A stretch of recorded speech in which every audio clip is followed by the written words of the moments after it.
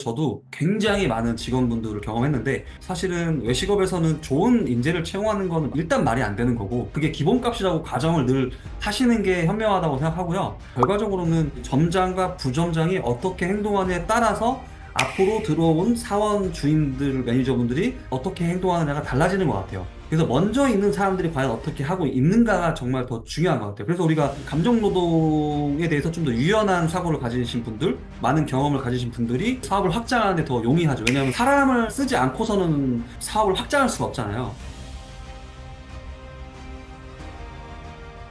멤버십 안내사항입니다. 자전파워TV 멤버십 회원이 되시려면 구독 후 옆에 가입 버튼을 눌러주세요. 멤버십 회원은 비공개 영상과 프리미엄 자료, 사업 고민 상담을 받아보실 수 있습니다. 실제로 사장님들의 감정 성숙도가 굉장히 중요하거든요. 저도 처음에 2년 반 정도는 미숙하다 보니까 감정 컨트롤이 안 돼요. 왜 쟤는 저 모양이지? 왜 저렇게 하고 있지? 몇 번을 말해야 내 말을 알아듣는 거야 하면서 별의별 부정적인 생각을 많이 하고 화도 많이 내고 때로는 따로 불러다가서 한마디 이렇게 쿠사리 준다고 하죠. 뭐라고 하기도 하고 뭐 이랬던 적이 많이 있었던 것 같아요. 오히려 제가 그런 감정을 컨트롤하지 못하니까 우리 직원들의 분위기가 좀 경직되기도 하고 약간 눈치도 많이 보고 그런 일들이 계속 발생했던 것 같아요. 자, 인간은 심리적인 동물이죠. 정서나 가치관, 사고방식, 생각, 선택의 방식은 다행히도 우리의 그 매장의 환경과 매장에서 어떻게 교육하느냐 또 우리 매장에서 어떤 경험을 하느냐에 의해서 이 사람들이 좌우된다고 합니다. 즉, 바뀔 수 있다라는 거예요. 저도 굉장히 많은 직원분들을 경험했는데 사실은 외식업에서는 좋은 인재를 채용하는 거는 일단 말이 안 되는 거고 그게 기본값이라고 가정을 늘 하시는 게 현명하다고 생각하고요. 근데 어떤 인재가 들어오든 간에 A까지는 못 가더라도 B 플러스급으로 행동할 수 있도록 키워내는 거. 네, 그런 게 중요하다고 보고 있고요. 저도 정말 별의별 직원 다 겪었는데 결과적으로는 점장과 부점장이 어떻게 행동하느냐에 따라서 앞으로 들어온 사원 주임들 매니저분들이 어떻게 행동하느냐가 달라지는 것 같아요. 그래서 먼저 있는 사람들이 과연 어떻게 하고 있는가가 정말 더 중요한 것 같아요. 그래서 우리가 군대를 가면 아침에 늦장 부리고 예의가 없는 그런 친구들조차도 군대에 가면 아침에 똑같이 새벽 6시에 일어나서 운동하고 큰 목소리로 막 외치고 하잖아요. 왜 그러냐면 먼저 있었던 군인들이 그렇게 하니까 내가 안 할 수가 없는 거죠. 그래서 이게 되게 중요하다. 우리는 리더잖아요. 리더인 나를 좀 추종해서 따라올 수 있는 인원들을 먼저 세팅해 나가는 게 가장 중요한 것 같아요. 너무 힘들어요. 한 10명에서 20명 뽑으면 2명 정도는 제가 키울 수 있는 것 같아요. 근데 이 2명이 정말 무섭거든요.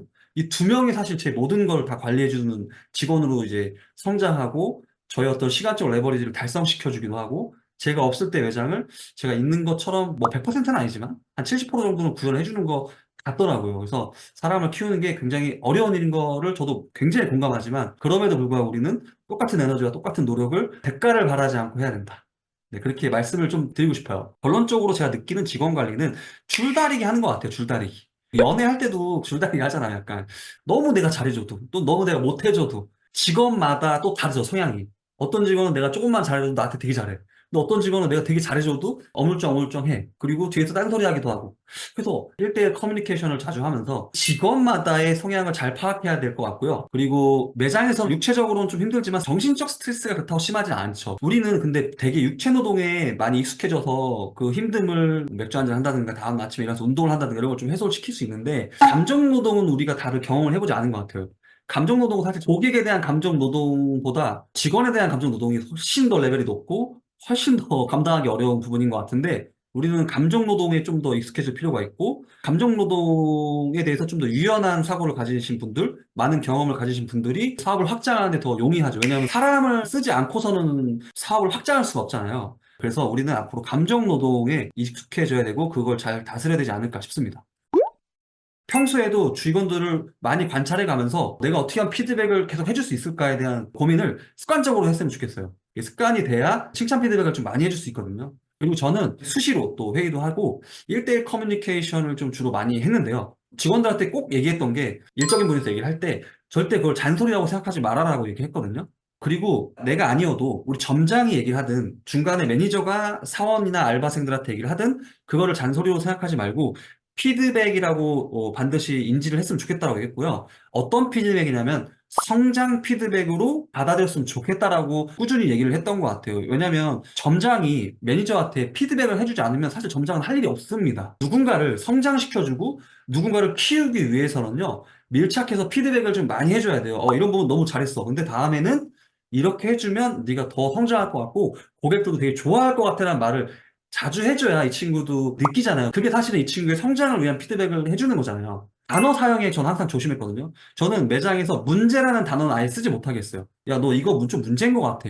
이렇게 절대 하지 않고 문제라는 단어를 개선이라는 단어로 우리가 공통적으로 사용하겠거든요. 저는 부정적인 단어가 들어가 있는 건 다 좀 바꿔서 사용하게 했습니다. 직원들을 바라볼 때 제가 어느 순간 깨달았던 게 뭐냐면 절대 비교하지 않아야겠다라는 걸 강하게 마음 먹었고요. 갑자기 들어와서 처음부터 센스 있게 일 잘하는 애 있어요. 전 절대 그런 애 비교 안 하고 그냥 이 친구마다 그냥 어제보다 얘가 좀 잘하고 있나? 이런 거로만 바라보니까 직원을 바라보는 저의 시선도 좀 더 편안해진 것 같고 저의 감정 성숙도도 괜찮아졌던 것 같아요. 그리고 저는 하소연을 할 때 정신적으로 사장이 내 편이 되어줄 상대를 찾는데 그저 속의 말을 그냥 꺼낸 것만으로도 제 마음이 편안해지고 안정화되면서 해결 방법을 찾을 수도 있겠죠. 근데 예전엔 저도 그냥 하소연을 저랑 비슷한 분들이나 아니면 제가 오랫동안 알고 지낸 친구한테 아씨 못해먹겠어 그랬던 것 같은데 상대가 그저 공감해서 좀 그치지 않고 기왕이면 저보다 조금 그래도 반발짝이나 한 발짝 경험을 좀 미리 한 사람일수록 좋은 것 같아요. 왜냐면 너무 공감만 하면 사실 문제 해결이 잘 안 돼요. 잠깐 마음만 편하고 또 다음날 또 그 문제를 또 고민하게 되거든요. 저보다 반발짝 한 발짝 또 충분한 경험을 하신 분들은 저한테 오히려 그래 맞아가 아니라 오 잘하고 있어 지금 그 정도 이제 직원 수라든지 그 정도 매장 수면